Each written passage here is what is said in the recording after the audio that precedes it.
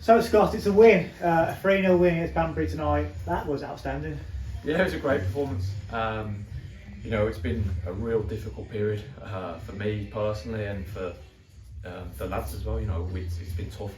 And tonight, you know, we went kind of back to basics and they've showed everything that I knew they could do. You know, they showed resilience, they defended the goal with a passion, and they've gone and scored 3 goals in one game of football. So yeah, buzzing.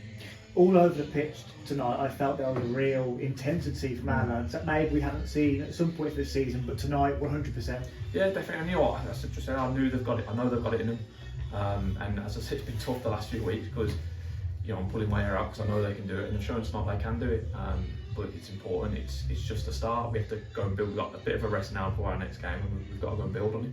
Like you say, some of the games lately have been a bit of a struggle. So seeing that tonight must be so pleasing. Yeah, it's a relief. I said that they've worked so hard. I know the results haven't shown it, but on the training pitch, and they've worked so hard, and like they needed that tonight. And I'm so happy for all of them in there. Everyone put a shift in.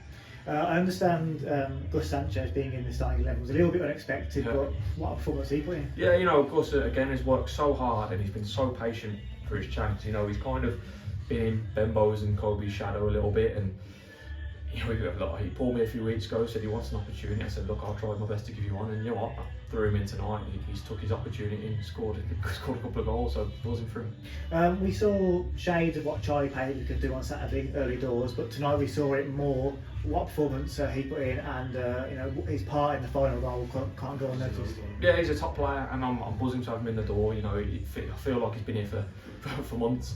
He's settled right in, considering it's his kind of first crack at men's football, and he's been a welcome addition. So yeah, buzzing to have him here, and there's more to come from him definitely.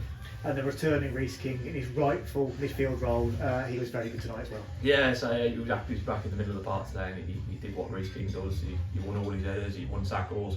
I think he even threw a Cruyff turn in there in the first half. So yeah, really pleased that Reece played well. Perhaps most pleasing thing tonight for you is the clean sheet. Yeah, and again we made a big point of it. We've conceded too many goals. You know, I'm not stupid. We've conceded way too many goals. And we've looked ropey, but today I thought we looked solid. And as I said earlier, we defended the goal with real desire today, and I'm buzzing for Adam and the team to keep a clean sheet. Rich Batchelor has come into the team as your assistant in the dugout. We sort of know what impact Batch could have, but if you could elaborate on that. Yeah, you know, he's a character, and he's brought another voice to the group.